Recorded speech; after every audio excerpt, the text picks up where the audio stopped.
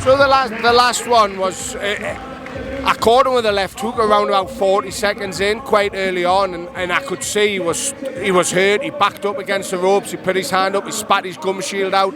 So I seen blood, I seen red, and I knew off the back of that left hook that he was hurt. And obviously he's hied the right hand, I've slipped it, I've hied the left and the right, which is a shot we'll work on.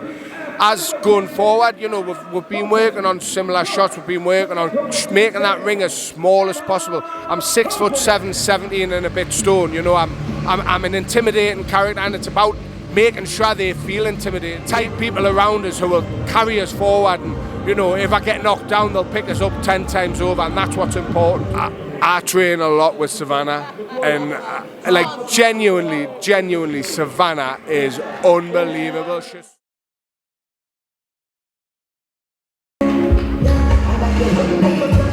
I don't even know. October Red Boxing, it is extremely loud in here. Mr. Robinson, welcome back. We are going into fight number 2. How are you feeling? Yeah, really good. Obviously, you know, I'm in Wales with a name like Steve Robinson. It's a legacy from Wales. Steve Robinson Marcella world champion, so you know, I'm coming here with high hopes. Hopefully they're used to chanting his name, and you know, and hopefully I can come back with a win, and you know, get a good win on the cards and go push on to the next one. We talk about pushing on to the next one. You're quite patient, you're quite happy to relax and not rush your professional career. Obviously you got a nice stoppage for your first fight. Having a look at your opponents, you've obviously been face to face.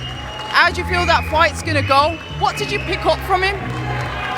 Listen, everybody can sit and talk about you know, they're going to knock us out, they're going to knock him out, and you know, listen, I know if I land a shot correctly, clean, you're going to sleep, and that's that. And you know, the sparring's been done, the training's been done, all the hard work's been done now in the gym, and it's time just to show.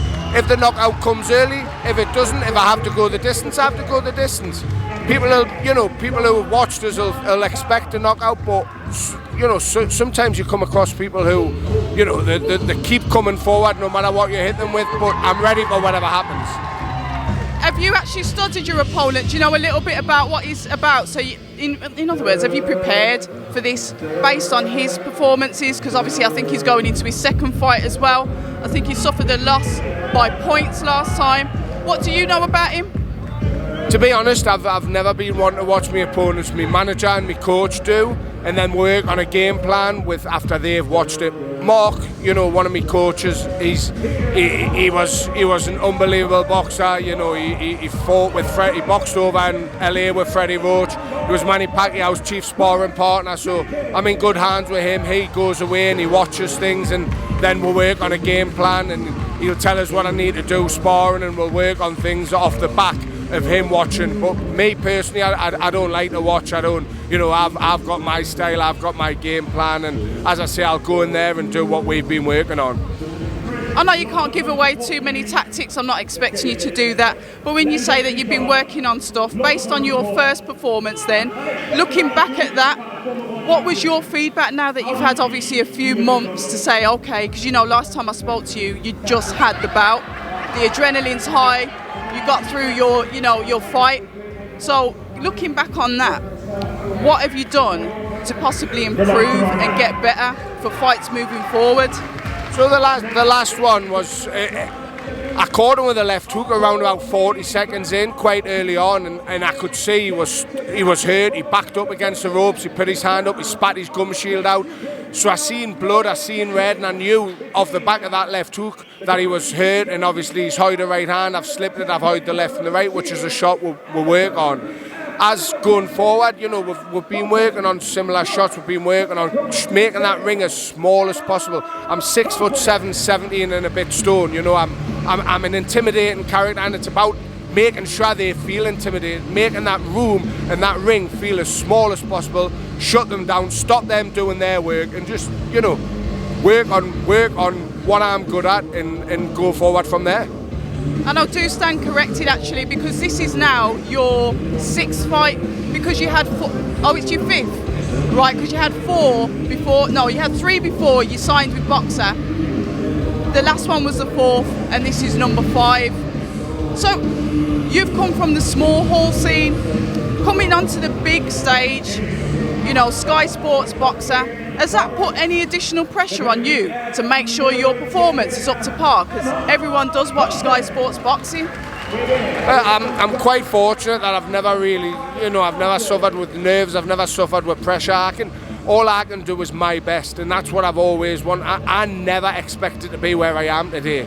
I'm just a normal kid from a council estate who went home and watched the last fight in a council house on his telly that he's paying monthly for from Littlewood. It's like everything that's happening surreal at the moment for me, and no matter how big I get, no matter where I go, I'll stay exactly how I've been brought up. I've got morals, and I don't really, like I say, I don't feel pressure, because no matter what happens, I'll still have my clique of family, I'll still have my friends that'll have me back, and my team will always have me back. So that's a massive weight off my shoulders, that no matter what happens, I know that I've still got the same tight people around us who will carry us forward, and if I get knocked down, they'll pick us up 10 times over, and that's what's important. Absolutely, it is important on what happens outside the ring, but we're going to concentrate on your boxing career moving forward. And I'm not saying for 1 minute you're to look over your opponents. The heavyweight domestic scene in the UK, have you looked at any opponents out there and thought, you know what, I could definitely take them on?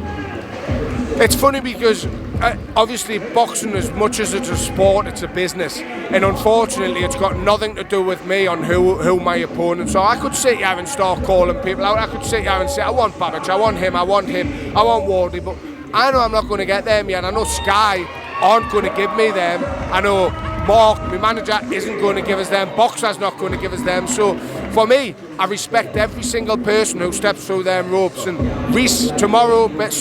Shane tomorrow being, my main goal is tomorrow night. After that, whatever Sky hasn't shown for me, whatever Boxer has for me, that's the path I'll follow. And like I say, I respect everybody that steps through the ropes, and I'm not the type of person that's going to sit and call people out, because that's just not me. And I'd come across so fake, and again, that's not me. So if the fight comes between me and somebody in the domestic scene, then it comes. If it's for a title, great. If it's not, then it has to be for the right money, because like I say, it's heavyweight boxing.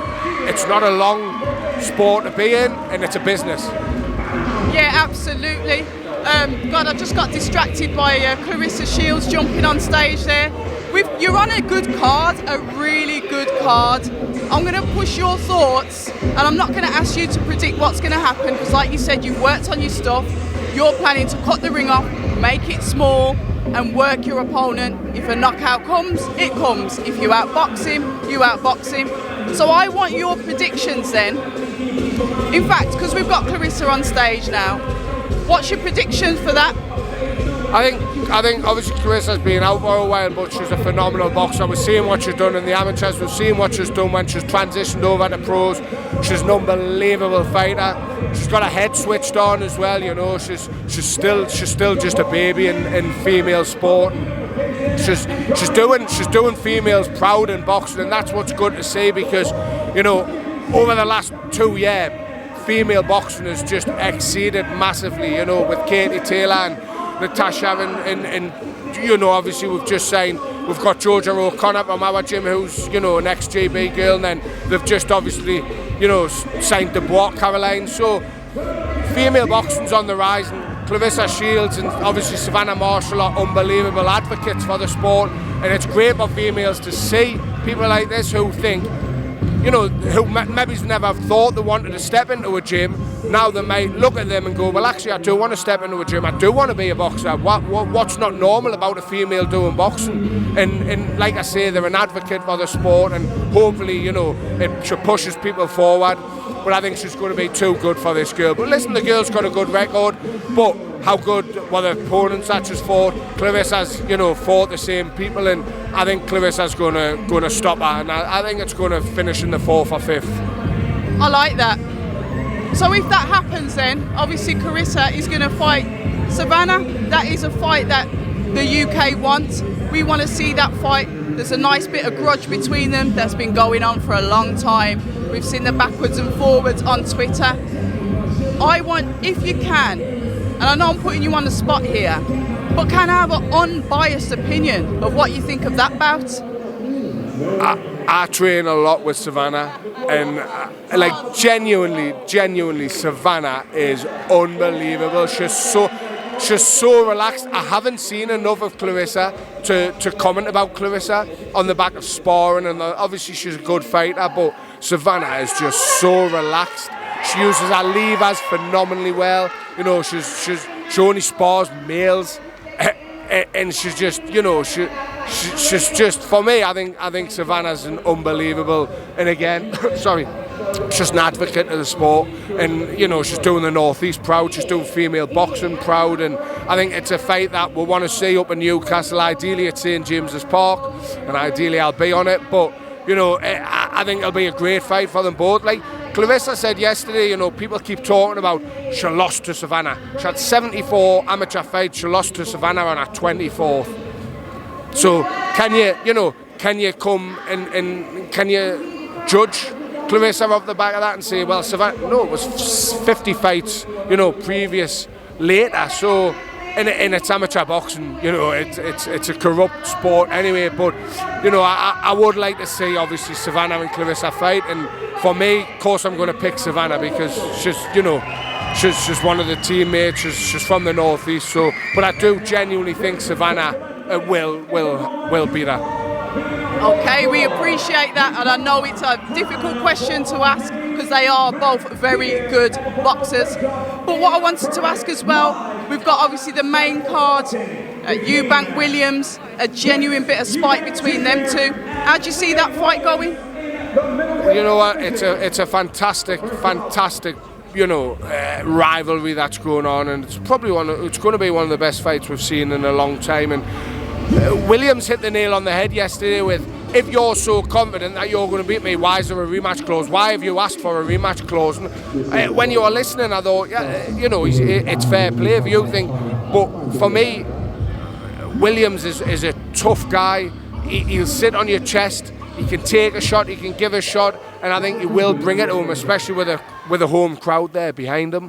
But because of Eubank being with Roy Jones, and Roy Jones being, you know, such a legend in boxing, I think he'll get just as a good reception because of the back of, you know, who he is and who he trains with. So it's a 50-50. It could literally go either way, but I do think a knockout's coming. I think they're both going to sit on each other's chests. I think they're both going to fight, and you know, they're both tough.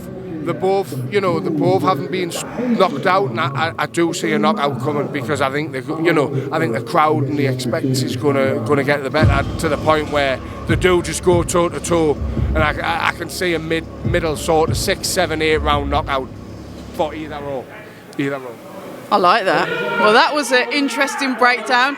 Listen, I appreciate your time. I want to keep it brief. Hopefully we'll catch up after your bout tomorrow night. There's a lot of background noise. I hope this is recording. Thank you so much for your time, Stephen. It's always a pleasure to speak to you. All the best tomorrow, and I'll speak to you soon. Very much. Thank you. Appreciate that. Thank you.